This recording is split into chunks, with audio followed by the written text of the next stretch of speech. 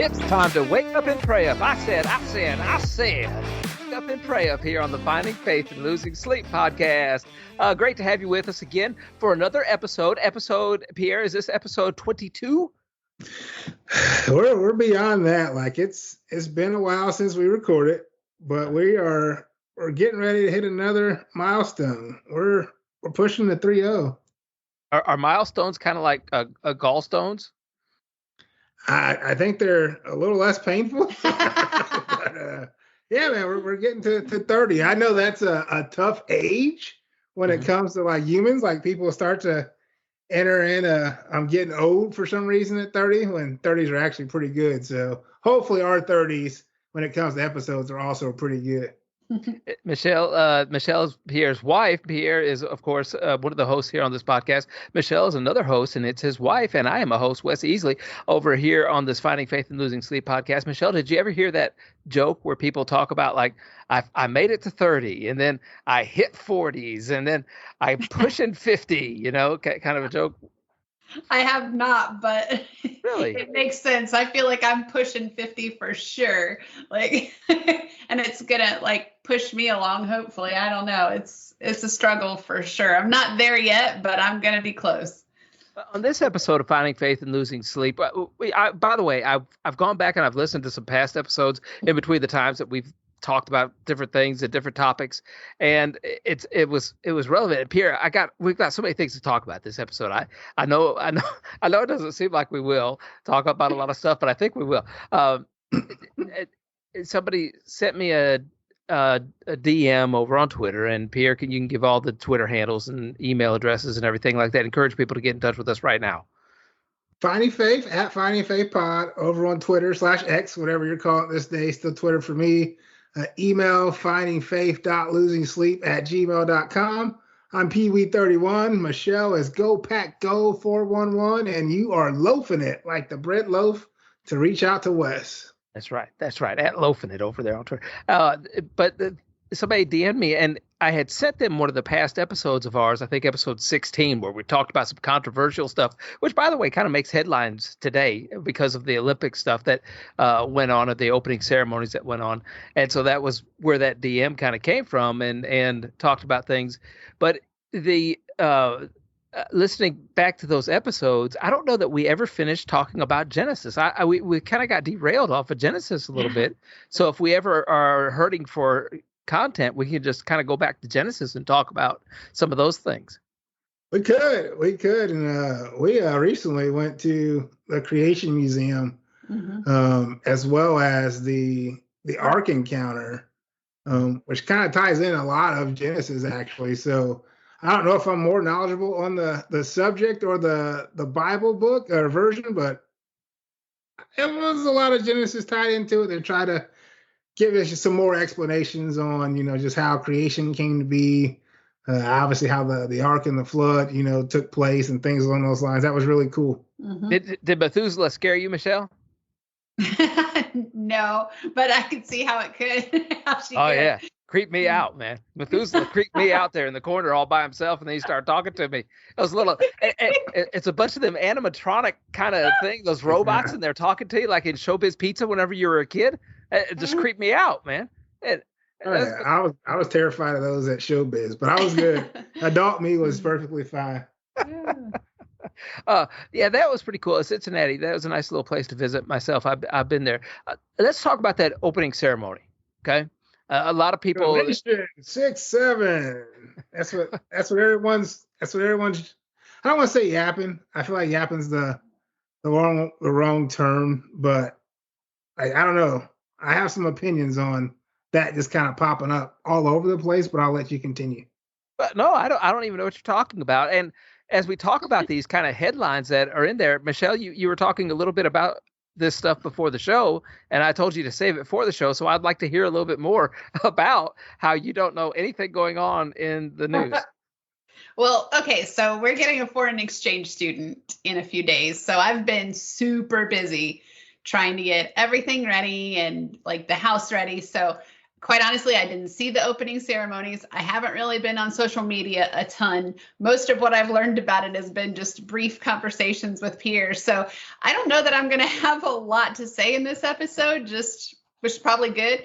But I'm not up on current events very much at the moment. We don't watch the news anyway. Yeah, we choose not to. I feel like it's mostly negative. If not, then they usually chime in and start off with something negative, and it just kind of tunes me out. So I know negative happens, but I can interact with negative without, a news broadcast telling me about the negative. I can find plenty on my own, that's for sure. Now I see why you wanted to do this episode, Pierre, because you knew Michelle wouldn't have anything to say for about an hour. I would never. Right? I would never be that type of person. I don't watch a lot of news either. I get it from bits here and there on the headlines that pop up on my phone, or where the algorithm sends me things or something like that. I tend to now believe that my opinions are made because of what I do see from the opinions on the news. They feed you stuff, and thus it makes your opinions about how you're reacting to the world, or how you're reacting to news events that are going on. And by the way, the news events that I see, if I go outside, if I go anywhere, it feels like the news events aren't happening in my area. And I have to question, okay, is this stuff just all being done in Hollywood sets? Or is it really news going on, or is this all just stuff? Because there's never any news going on in my area of my neck of the woods. Well, I feel like that was probably how a lot of folks got through like history. You think about like back in the day, ancient times, or even years before, your social media, your televisions, you were only aware of what was going on in your little town. Yep. You had no idea what was taking place unless you went out and like bought a newspaper or something. And, maybe if your newspaper had some, reporters or outreach to some of the outskirts of your city within the same state, you might get some of that, but you weren't getting, worldly news, and even things throughout the country you weren't getting. So it'd be hard to kind of dive in and have an opinion on stuff that you had no idea was even taking place in your life.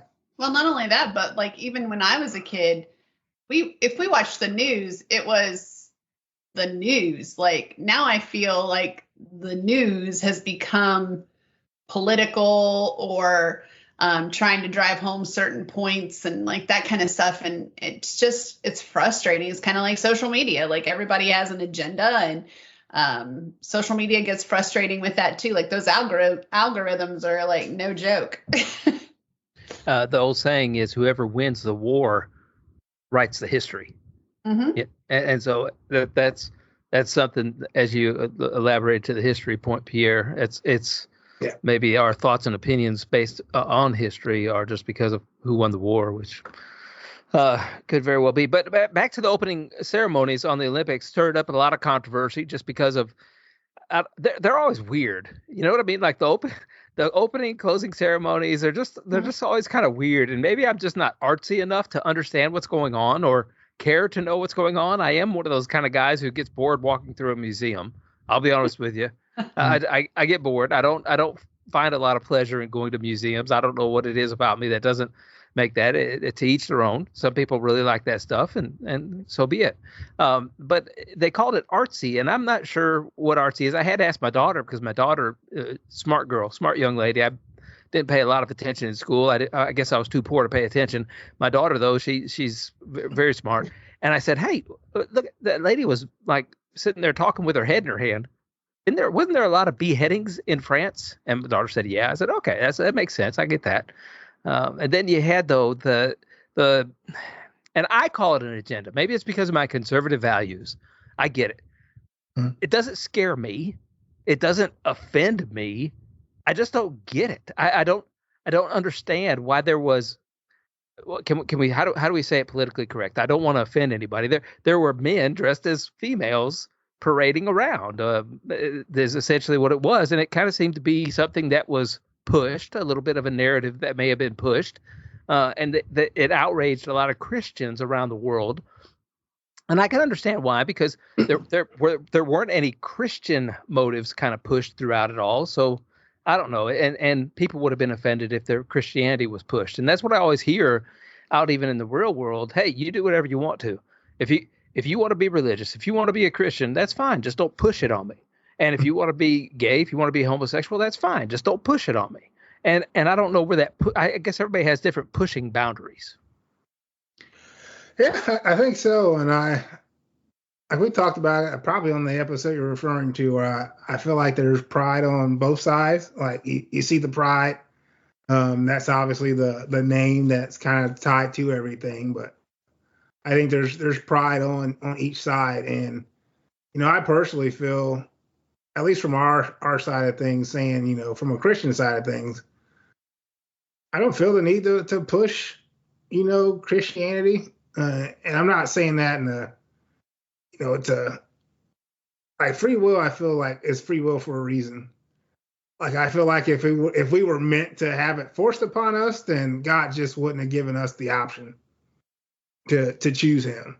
So I understand from at least my point of view, I'm not going to push, my beliefs on anyone, because ultimately it should be up to them to decide, what happens with their souls or what they believe in. But again, on the flip side, like, I feel like that should be mutual. Like, you shouldn't be forcing, your opinions and beliefs on others as well. So there's no common ground. And I think that's probably the biggest struggle and the low hanging fruit, is that there's no common ground, and there's not even folks willing to have those type of conversations. And I don't know what those conversations look like, but if you have like other sins, like, you can sit down and easily talk to someone that's struggling with pornography. You can talk to alcoholics and drug addicts. For some reason, folks aren't wanting to have the conversation between Christians and the LGBTQ community. And Pierre and I have had this conversation, and I told him, I think and this is just my opinion, but I think from a Christian standpoint, why the church takes such a hard stance on it is the church believes it's wrong. And when you have somebody who is trying to recover from alcoholism or is trying not to watch pornography, they're trying to change their ways. So the church is receptive to that. But someone who is in that community isn't necessarily trying to change their ways. They're in the church's view, they're trying to show why it should be okay. I don't have an opinion either way, to be completely honest with you. But like, I think if you look at it rationally, I think that's why the church has such a hard stance on it. But I also believe that how can you reach people if you're shunning them? Like, I don't understand that. I think there's a time and a place for everything, right? And whenever you have such a worldwide stage as the Olympics, if you show things, you can show things to either bring people together, right? And what does this world maybe need more now than ever is a bringing together of people, or you could try to push them apart. And look, if you and I, if we're sitting here having this conversation and we're like, oh, this is a controversial topic, they did something controversial, people are angry, people are fighting against each other. If we know that, and they were to put those kind of sheets of paper and ideas for the opening ceremonies in front of us and said, hey, look, we can kind of show people helping out people, or we can show we can show a drag event going on. Which one do you think we should show? How do you think the general population will react? And I guarantee, I would say, well, if you show the drag thing, it's going to divide people, and if you show people helping out each other, it's going to maybe unite people. If we can see those things, then whoever's coming up with those brainstorming ideas, I think, are intentionally trying to do that to maybe just stir up the crowd a little bit again, just trying to stir them up like an ant's nest.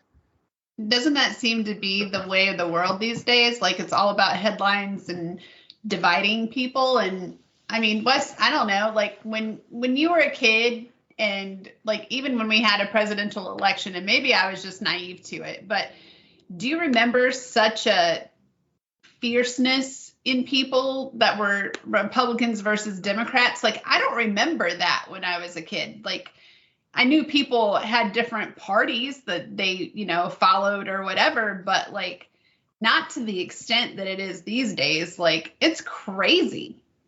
I think every election, whenever I was growing up, it was like everybody already knew who was going to win because they were such charismatic people or whatever. There wasn't a question about who was going to win.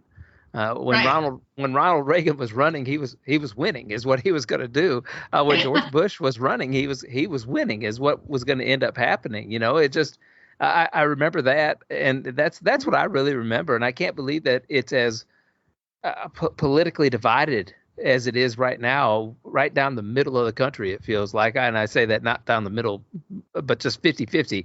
The races are just so close.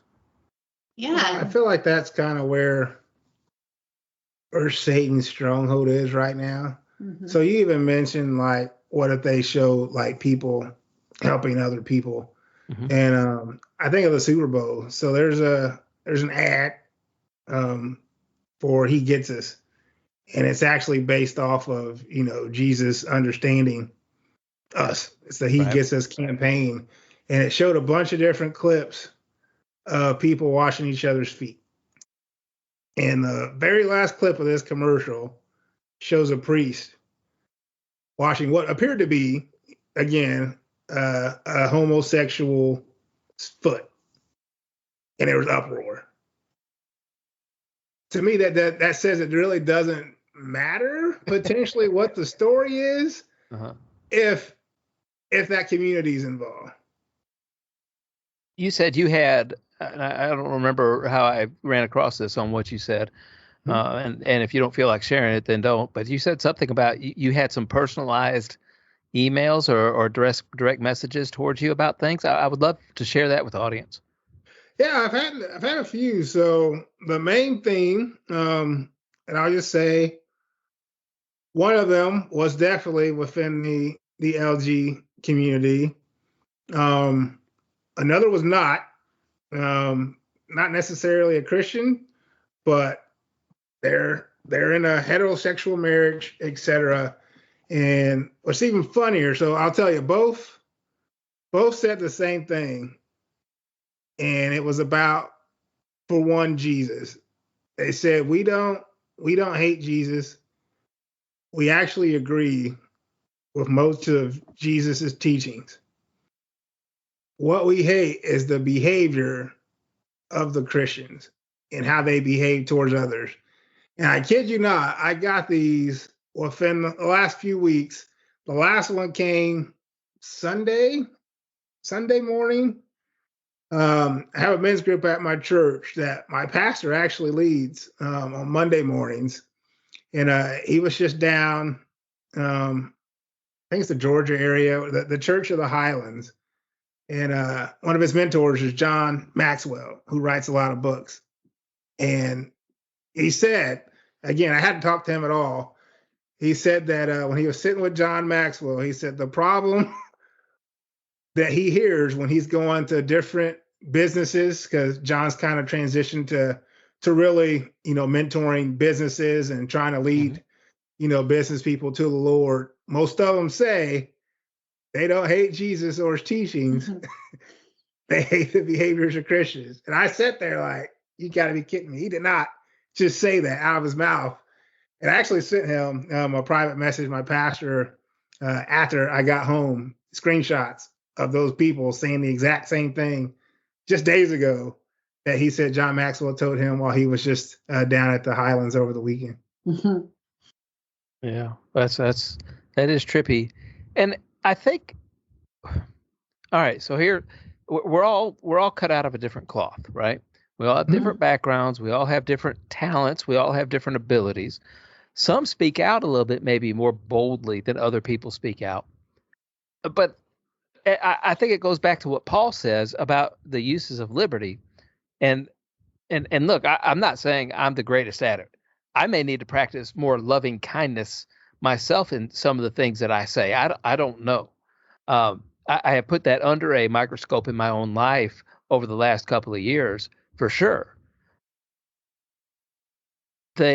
Paul says about using his talents or speaking in tongues or anything like that.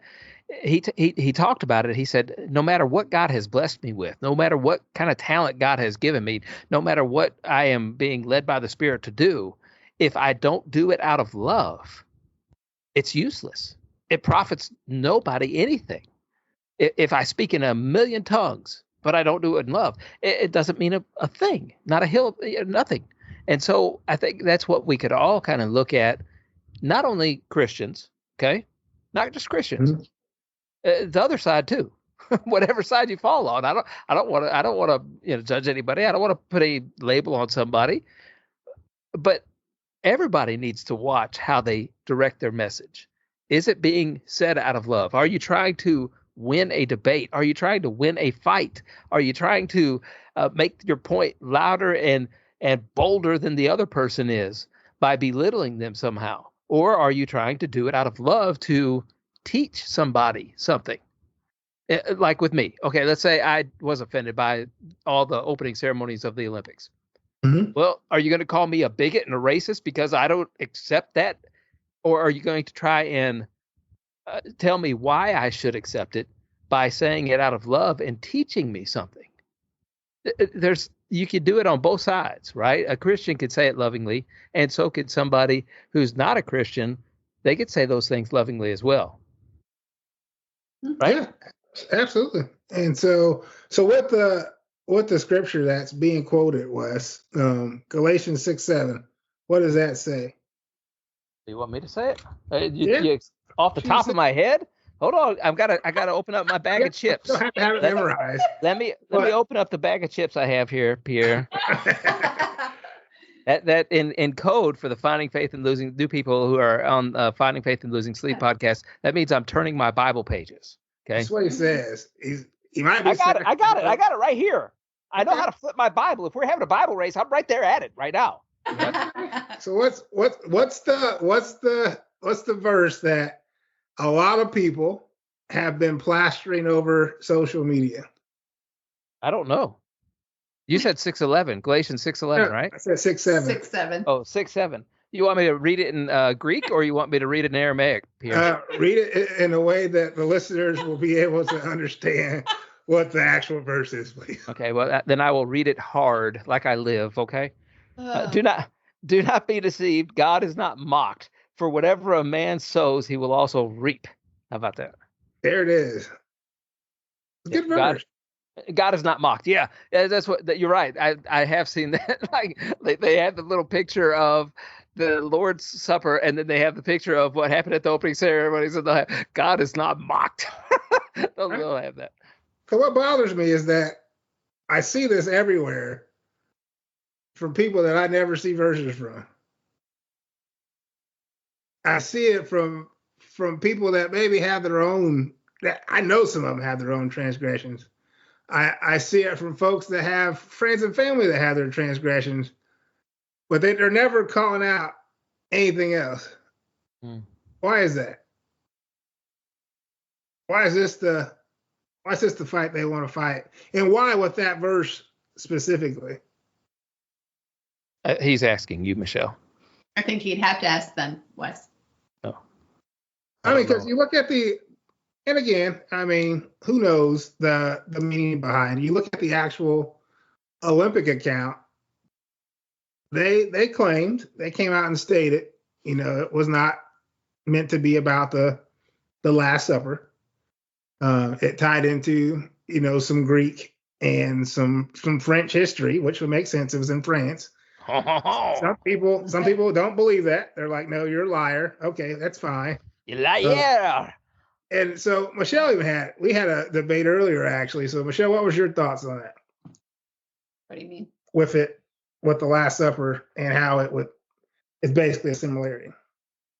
Oh, I thought that the little bit of social media that I had seen around it, I thought that they the Olympic Committee had come out and said that it had to do with a famous like painting, and it wasn't related to the Last Supper, so to speak.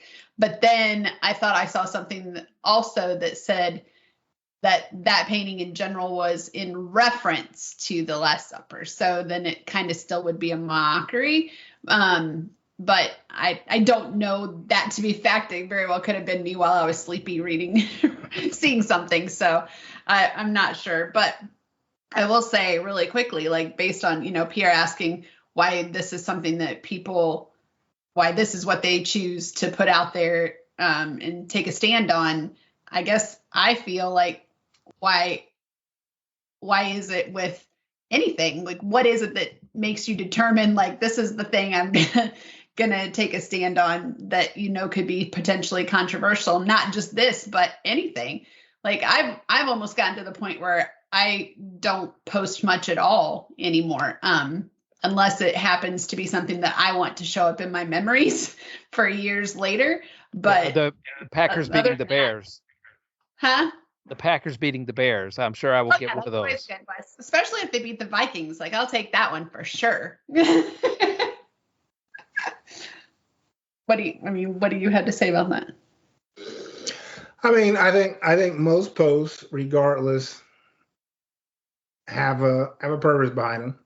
So people post things in hopes that someone sees them. Like, I don't think anyone posts anything saying, you know what?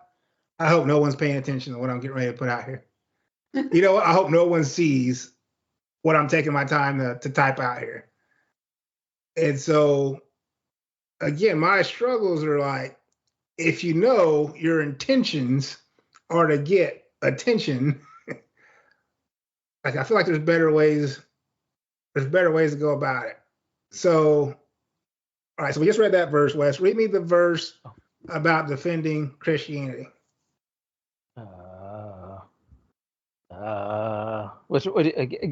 Give me a clue. Where am I going? The verse about defending Christianity. I gotta go. The Bible for me. Read it.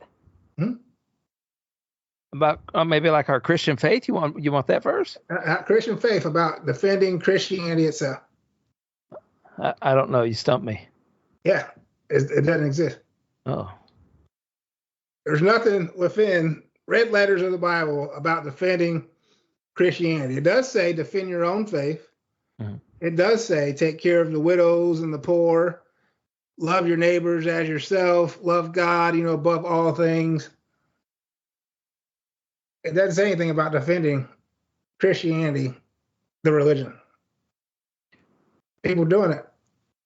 Well, okay, so playing advocate here. Mm-hmm. Where you're saying, why do people choose to do that and, type stuff up and put it out there and obviously nobody does that I maybe do it. There's not always something that I want people to see. It's sometimes just for me, like, so it shows up in my memories. But like, couldn't we also say, like, if we're judging people for putting stuff out there, like we're being judgmental too? Like, if that's what they chose to do, that's what they chose to do. I get it because it's frustrating, but again, it's free will. Like, it's not up to us to judge that. That's absolutely correct. I'm not even sitting here saying I'm judging. I'm saying I'm trying to understand, like, the thought process. Sure. Around that. I get it. So, you see that in the opening ceremonies. You go, you want to make a point, you want to post your opinion. That's great. But at the same time, you may have a family member struggling with alcohol that you never talked to. I think we all have our own downfalls. We do, and that's just the point. Like, and I think part of I don't like the way Christians behave ties into that. We're always quick to point the finger at the folks that we don't agree with, but we don't do it at ourselves. It's easier to post something in 5 seconds than it is to talk to that person over the phone that or in face to face that's struggling with something. And I got three things. I've been quiet for a minute. Yeah. I got three things. Ready? Go ahead. Number one, that picture, that painting, that portrait of the Lord's Supper. Yes. That was a work of art. Yes. It was not a divine sacrament. They can redo those things all they want in different ways. If I'm not mistaken, there's been movies, television shows where they kind of do the same kind of scene, with people around a table and they're recreating somewhat of a Lord's Supper theme. All right. Mm-hmm. And that's what that's what the opening ceremonies did. Once again, I think there's a time and a place for it. It's not even to me that they did that. It's just that somebody somewhere said, hey, this is a good idea. This will cause controversy. This will stir up chaos. Let's do this. Mm-hmm. Why would they do that? That's the part I don't understand.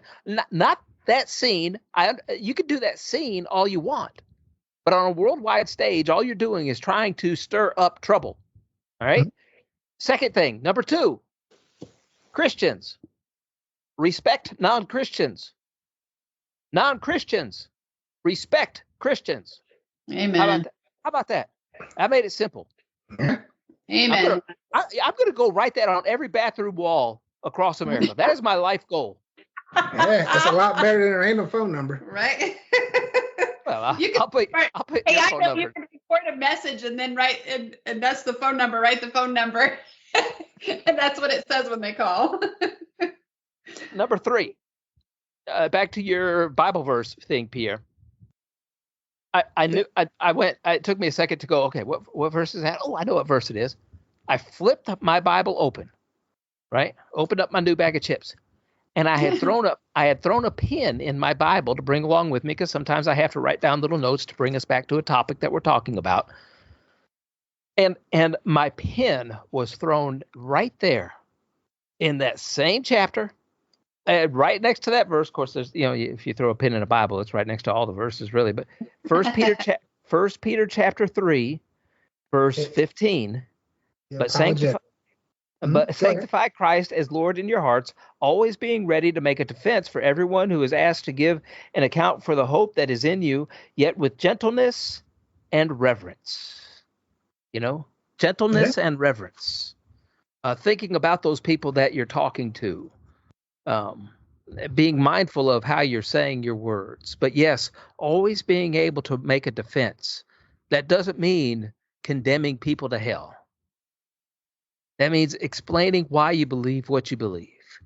And we, just like we've said in past episodes, more times than not, it's going to be living a life to lead others to the same kind of lifestyle that you're living, that leads people to Christ, that leads people to heaven.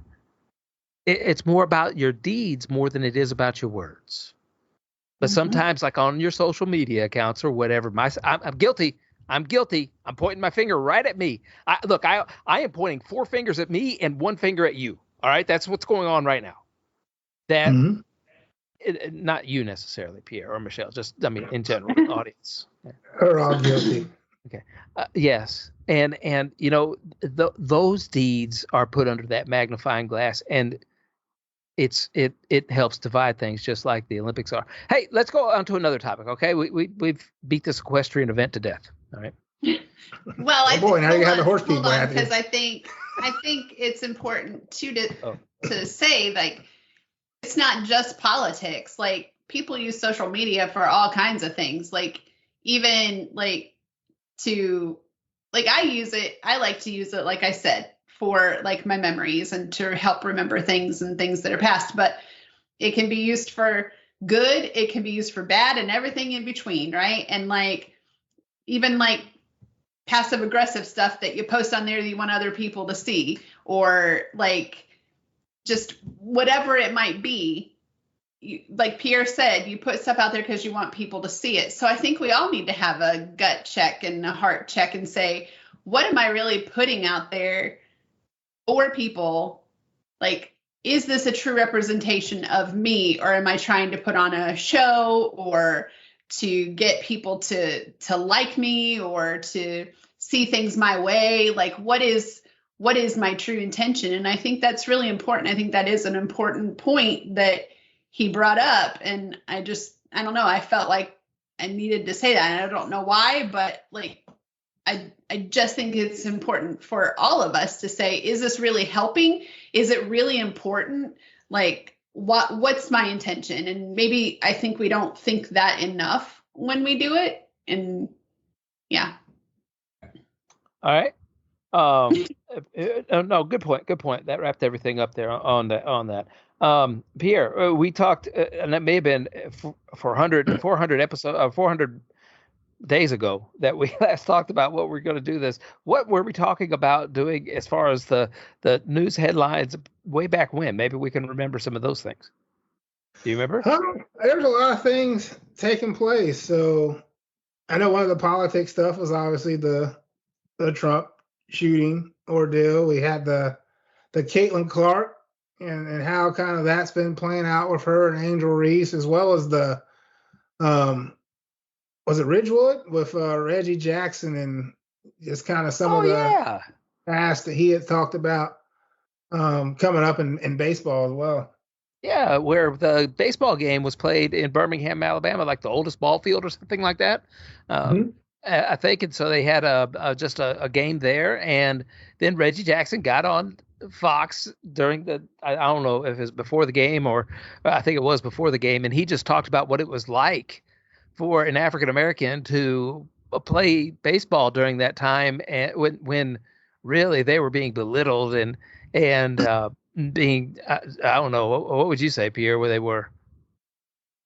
Well, I guess racist people being racist. Yeah, I guess that's what it was. I mean, ultimately, and I even had someone. So I had made a comment that is basically crazy to think about.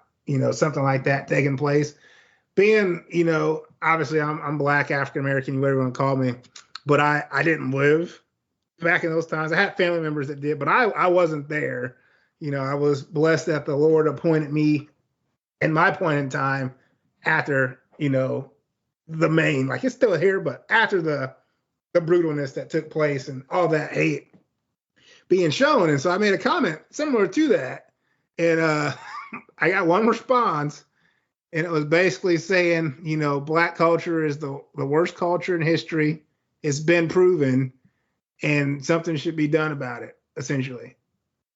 And I'm just like, well, clearly we haven't come as far as we hope we've come, if that's, the thought process that some people are still having.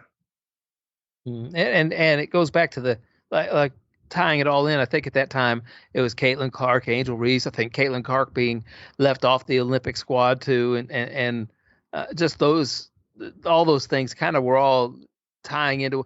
And once again, if it isn't politics, if it isn't religion, it's going to be skin color that's going to divide us as a nation, right? It's gonna just whatever is being pushed in the mainstream media. We don't need to fall for that stuff. We need to be kind to our neighbor. We need to love our neighbor as ourselves. We need to just take that Olympic torch, the kindness torch is what we could say, and just carry out that stuff. But boy, it seems like those narratives are just pushed down our throat all the time. And I guess attention needs to be drawn to it, because if attention wasn't ever drawn to racism during Reggie Jackson's days, then it would never have changed, right? Right.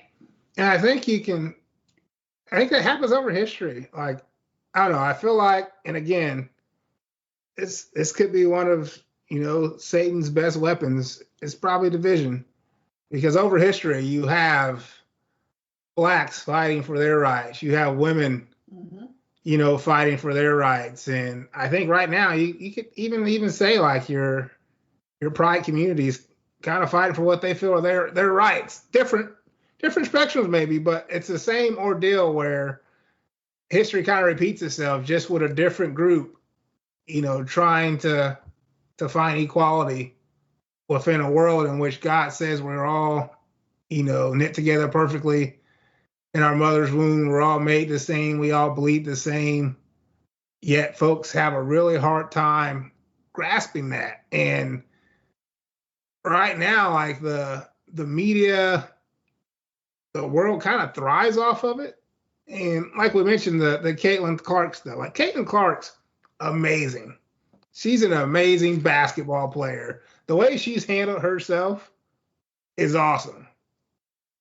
On the flip side, Angel Reese, she says some things that I think she's kind of baited into with some of the ways they question her, but she also has said a lot of positive things about Caitlin Clark that you don't hear about, that gets cut out of the interviews, especially like with the All-Star. They were on the same team.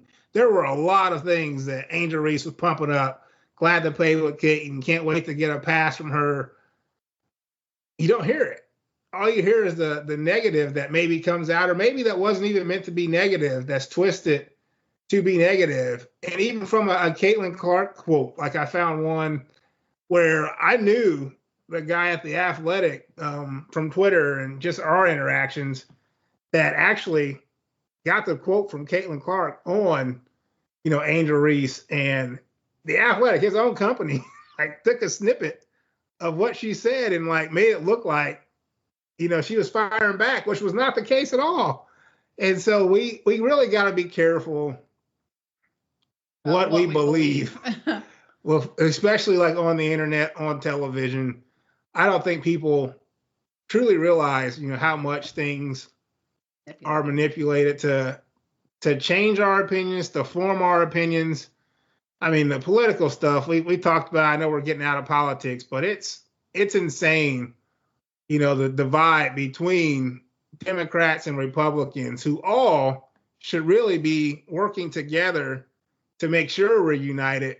But instead, they're trying to keep the power to themselves. And I don't know, it's hard to overcome it when those with the money and financiers are working so hard to divide those middle class below.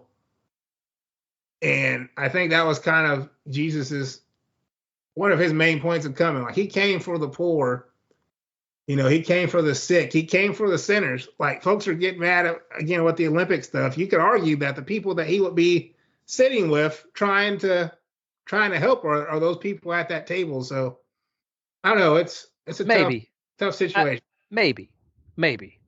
I said you could argue. I didn't say it was the fact. No, and I get that. I understand. He helped out so many different people in so many different ways.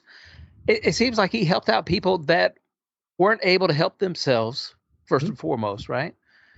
But he wasn't afraid to call somebody a sinner that was a sinner. Now, but they were openly sinning, and they were supposed to be the religious leaders at the time, too. You know what I mean? Like, so it's one of those things that I've been trying to think about in my head. Did he call out the religious leaders that were sinning? But yet he helped out sinners who didn't know any better, but he didn't call them out necessarily. You know what I mean? Like, he didn't publicly shame the sinners. He publicly shamed and this is all thoughts, okay? This is thoughts. You can, finding faith, losing sleep, leave a comment, tell me where I'm right, tell me where I'm wrong, help me think about these things out loud. I would love to hear from you. He called out the religious leaders who were openly sinning, leading people into sin themselves to some degree, because they were supposed to be the religious leaders, the perfect people. And so he would call them the snakes in the grass, or he would call them whitewashed tombs or whatever. But the sinners, he didn't necessarily call them out. He said, hey, you don't need to sin anymore. But he helped show them. That's I was trying to go through my memory banks and go through there. I need to just go ahead and do a whole Matthew, Mark, Luke, John study throughout all that. I just need to do that right there. Can I get weird for a minute? I mean, you've done it before. All right. So I don't know if have either one of you ever heard of David Icke before? No. Okay. This is where all pastors have to close their ears. Okay. Including mine. Anybody from mine, just close your ears, because I'm not saying I believe in this at all. All right. just going to I tell want to you, hear it now. David Icke is a philosopher. I don't know where he got this information. I have yet to get the David Icke book and read it. Okay. I have heard about it, and I think I've heard somebody who read it and kind of did a review of it, right? But he was Alex Jones before Alex Jones, David Icke kind of a thing, all right? And then so with David Icke, though, what he said was, and I don't know how he came to this conclusion, the Anunnaki. Have you guys ever heard of Anunnaki? I have. Some of my rabbit holes have led me down that path. Yes, I'm aware. Well, Michelle, what about Michelle? I'm sorry. not aware. I haven't got. She thinks a lot differently than I think, and if I got introduced to her, like we wouldn't go to bed for a day. Understood. She'd just be her mind run wild. So no, she's not been introduced to that yet. Anyway, his if I have this right, and I don't know that I even am representing what David Icke says correct, but he thinks the world was created by Anunnaki, which are essentially lizard people. Okay, lizard people, and there were 3 lizard people. If I understand that right, like a little family, a little tri-union kind of a thing going on, and one was good, and a couple of them were bad. And what they feed off of is our negativity, and that they are still in control of all this today. Like they are pulling strings from wherever they're pulling strings from. They are pulling strings to create this kind of atmosphere that we are living in now even more. They are, you know, they have all the pieces in place to be able to cause all this dissension, to be able to cause all this anger, to be able to cause all this disruption. And I say they feed off of it. The energy is produced through our negative energies and our hatred for one another. And I say that just to say, like, there are theories out there of why all this happens, because it's not explainable, right? And Pierre, you've alluded to Satan having that stronghold. Well, Satan is kind of represented from a dragon, which you could say was a kind of a lizard person. You know, if historically we're going to look at artsy kind of things and say those kind of stuff. So I'm not saying it's valid at all. I'm just saying there's thoughts out there of why this happens. Yeah, my version is, so they're lizard people just isn't how it comes out. So the way the rabbit hole I went down was more of like an alien type god, like lowercase g, obviously, but like alien gods that basically control the world. And like you said, there's a couple that rebelled and branched out from the ultimate good one and created Earth itself to kind of create mankind and cause the havoc that they couldn't cause in some of the other galaxies. But yeah, it's interesting, but it's, I don't know, far-fetched. Seems fictitious. It seems fictitious. Until I went back to Genesis and I'm like, oh, you had that Satan represented like a snake talking. Oh, I was like, oh no. But hey. You know what I've been sitting here thinking, like, as we're talking through all this is, you know, technology has brought us a long way. Like, we couldn't have done this podcast years ago because we didn't have the technology for it, right? Like, in different location and to put it out there and that sort of thing. But as great as technology is, I feel like it's also been a downfall for our world. Like, to have so many things readily available and opinions out there and cause dissent and, you know, hurt feelings and all of that sort of thing. Like, it's sad. It's really sad. And I don't think there's any coming back from that, unfortunately, like only through God. And I pray that, like, we find that way. But I think the more we have things open and, you know, now you can create videos of people that had actually never happened with AI and like just all of that stuff. It's super scary. And sometimes as a parent, for me, like, it freaks me out to think like the challenges that my daughter is going to have in this world. Like, not knowing if, when she thinks she's talking to her friend online that maybe she's not. And like, just all of those kinds of things are scary. And I think that's where we truly have to give it to God and just trust that it's going to happen the way he wants it to. And we have to, give it to him, and we have to do our part to protect our children and, our world. But ultimately it's up to him and to know that. But man, it's scary. I gotta, you guys, somebody is trying to chime in to our podcast here. If you hold on a second, okay? You ready? Okay. It's a guy named Paul. All right. He says, concerning things sacrificed to idols, we know that we have all knowledge. Knowledge makes arrogant, but love edifies. If anyone supposes that he knows anything, he has not yet known as he ought to know. If anyone loves God, he is known by him. Therefore, concerning the eating of things sacrificed to idols, we know that there is no such thing as an idol in the world, and there is no God but one. For even if there are so-called gods, whether in heaven or on earth, as indeed there are many gods and many lords, yet for us there is but one God, the Father, from whom are all things, and we exist for him, and one Lord, Jesus Christ, by whom are all things, and we exist through him. However, not all men have this knowledge, but some, being accustomed to the idol until now, eat food as if it were sacrificed to an idol. Now look, we could say that idol, we can replace it with the opening Olympics theme, like we were talking about, right? Or we can we could put alcohol in there, Pierre. We could put fornication in there. We could put all those things in there. Whatever that idol is, an idol is just something that's between you and God, right? Between you and God. Mm-hmm. However, not all men have this knowledge, but some, being accustomed to the idols in their life until now, eat food as if it were sacrificed to an idol, and their conscience, being weak, is defiled. But food isn't going to commend us to God. Nor we are neither the worse if we do eat it, nor the better if we don't eat it. But take care lest the liberty of yours somehow becomes a stumbling block to the weak. For if someone sees you, who have knowledge, dining in an idol's temple, will not his conscience, if he is weak, be strengthened to eat things sacrificed to an idol?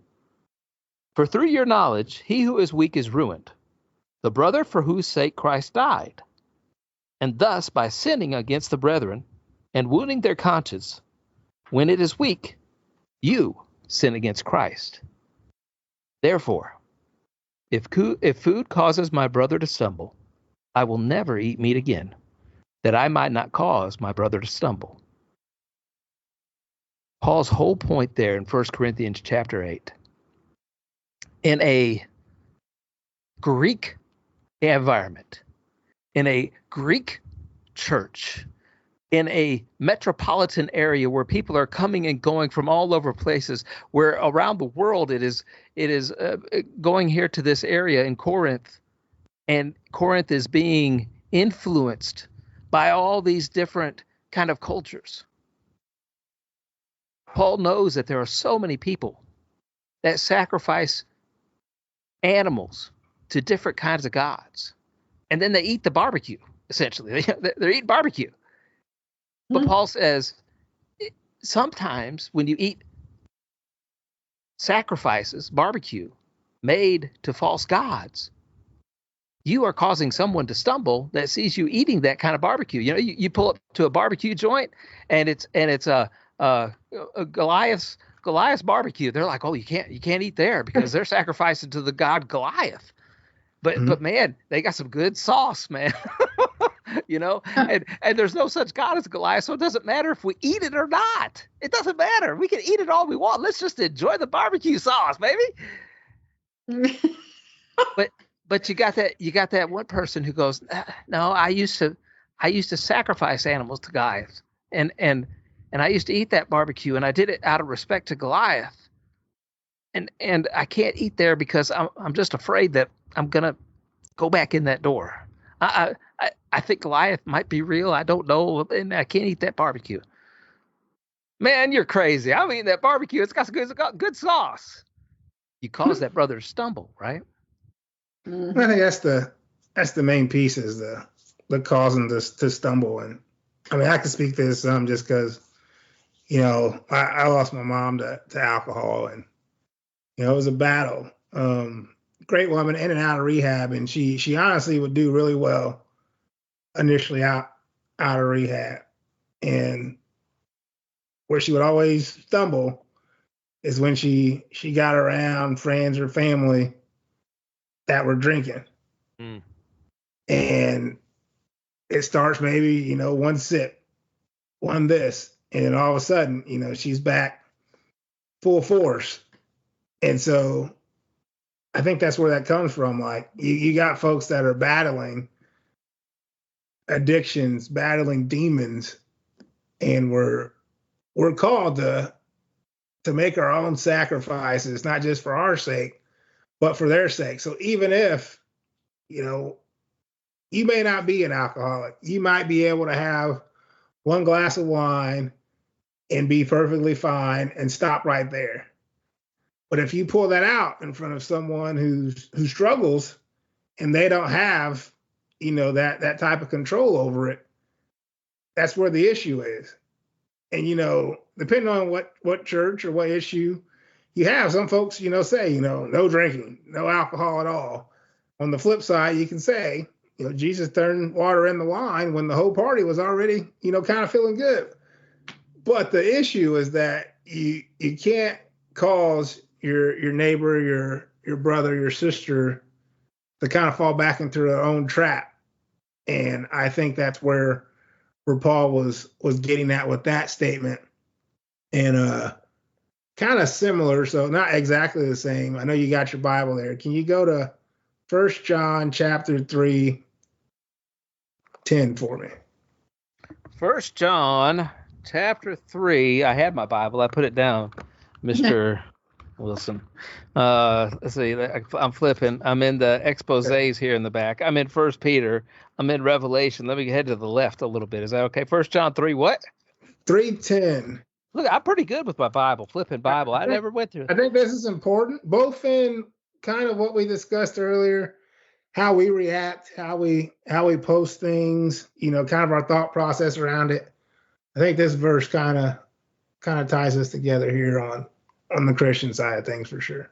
By this, the children of God and the children of the devil are obvious. Anyone who does not practice righteousness is not of God, nor the one who does not love his brother. And with that, I just feel like we should practice righteousness to set ourselves apart.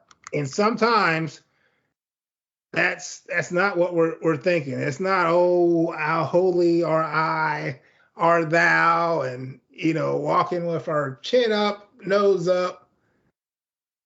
Sometimes it's just doing the next right thing towards our brothers and sisters, those that we agree with, those that we don't agree with, and them truly being able to see how we react and our behavior, I think, can change the opinion of so many.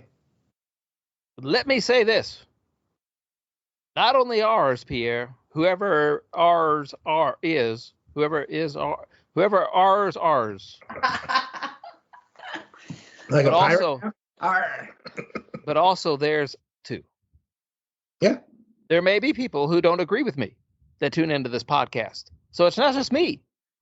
I'm holding myself accountable, and I'm encouraging others to hold themselves accountable. I'm encouraging others to, who might be Christian, to walk that side with loving kindness. But here's my point. The other side has to do it too. Yep. But just because they don't doesn't mean we can't. Right. Right? I was always taught, like, you're a product of your environment. So I think we all need to be cognizant of what environment we're creating, not just for ourselves, but for others. I told y'all I was raised in a mess. That's why I'm a mess. All right. Hey, I do have a topic for next time. All right. It's the end of the podcast here.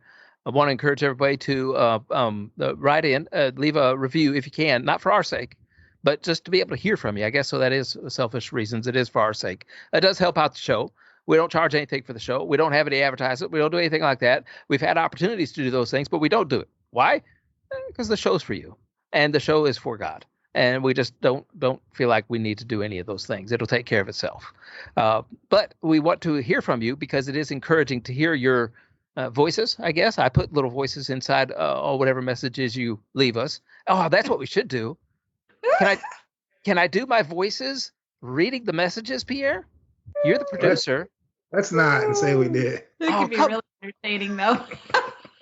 We have a new cartoon channel. All I have is an over-the-air antenna, right? And there's a new cartoon channel, and it's all the old cartoons that I grew up with. And I'm watching these things, and my teenager's like, that's where all your voices come from. I'm like, oh, yeah, it is. There's so many different cartoon voices that I just have imitated throughout the years. That's fantastic. I mean, a lot of the best cartoons don't have voices. You look at like Tom and Jerry, and like it's a lot of silence. But anyways. Anyway, I want to read people's messages in cartoon voices. But I want to encourage people to do that. But the topic next time, unless somebody writes in and tells us otherwise, I had a text message from somebody that said, I wish you would do Ephesians. So how about that? Can we maybe as a group, as a whole, as a Finding Faith, Losing Sleep podcast family, we'll all maybe take Ephesians under our wings and in our belt and in our Bible readings. And the next time we come together, we'll kind of do an overview of the book of Ephesians. We'll be looking for themes, and we'll look for key verses, maybe key passages, just those kind of things, and see what the theme of Ephesians is. Okay? Sounds like a plan. Okay. All right, we'll do that then. Appreciate everybody listening to this podcast. Anything we can do for you, you let us know. Then we'll be praying for you as you pray for us.